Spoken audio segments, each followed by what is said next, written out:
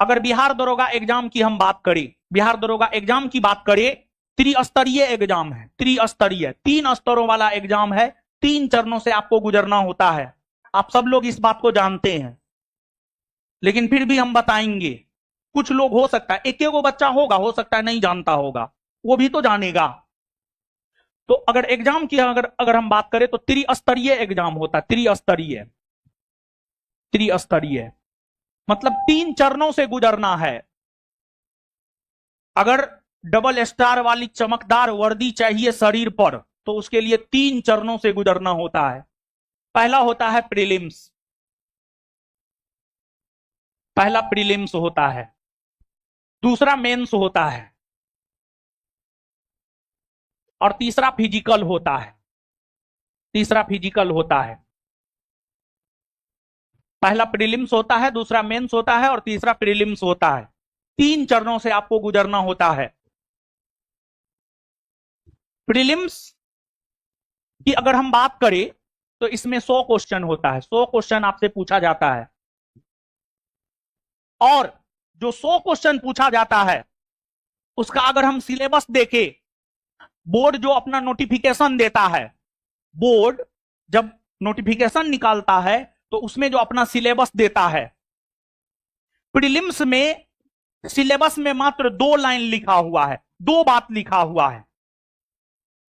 Prelims में syllabus में मात्र 2 बात लिखा हुआ है, और जो 2 बात लिखा हुआ है वो 2 बात यहां पर हम आपको दिखाना चाहते हैं।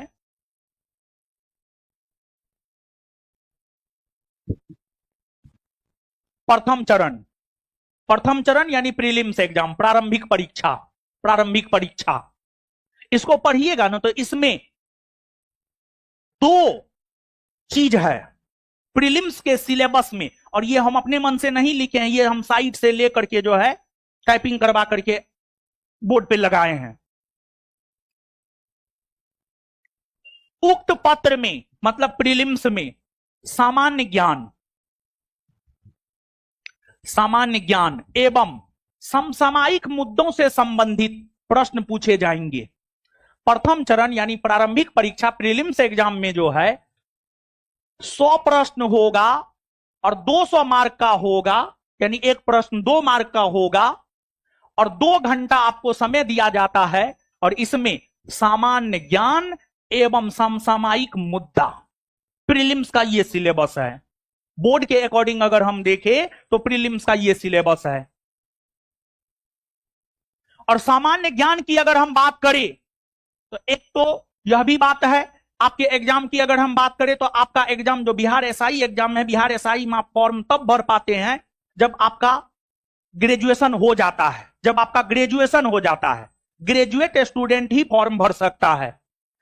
एक ग्रेजुएट होना चाहिए, दूसरा उम्र आपका कम से कम 20 बरस होना चाहिए, कम से कम 20 बरस उम्र, लड़की हो या लड़का, और ग्रेजुएट होना चाहिए।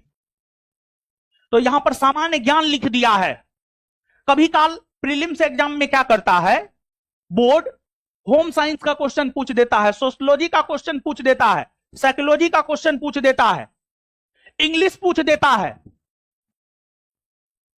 पूछ सकता है, क्योंकि सामान्य ज्ञान का मतलब कुछ भी होता है। ग्रेजुएट लेवल तक का कुछ भी वो पूछ सकता है। बोर्ड चाहे तो 5 गो संस्कृतो पूछ सकता है प्रीलिम्स में। प्रीलिम्स में अगर बोर्ड चाहे तो 5 गो संस्कृत भी पूछ सकता है, 2 गो सोशियोलॉजी भी पूछ सकता है, 2 गो साइकोलॉजी भी पूछ सकता है, क्योंकि उसने लिख दिया है सामान्य ज्ञान। तो प्रीलिम्स का सिलेबस अगर हम देखें तो प्रीलिम्स का सिलेबस है सामान्य ज्ञान और समसामयिक मुद्दा। और प्रीलिम्स में आप देख लीजिए, अब ये तो प्रीलिम्स का सिलेबस हो गया, फिर हम मेंस के सिलेबस पर भी आएंगे। तो अब देखिए यहां पर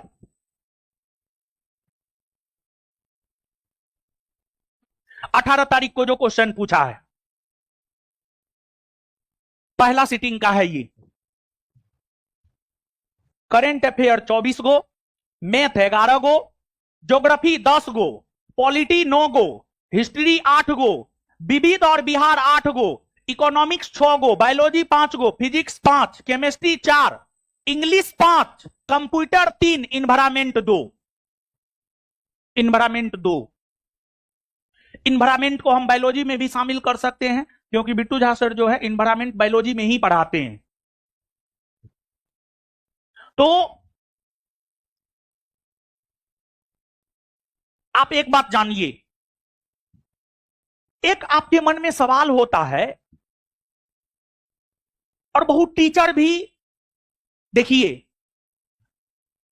क्वेश्चन को सही से एनालिसिस करना होता है। देखिए, बहुत लोग हवा हवाई बात करता है, वो पूरा 100 क्वेश्चन भी सही से नहीं देखता है। हवा हवाई बात नहीं करना चाहिए।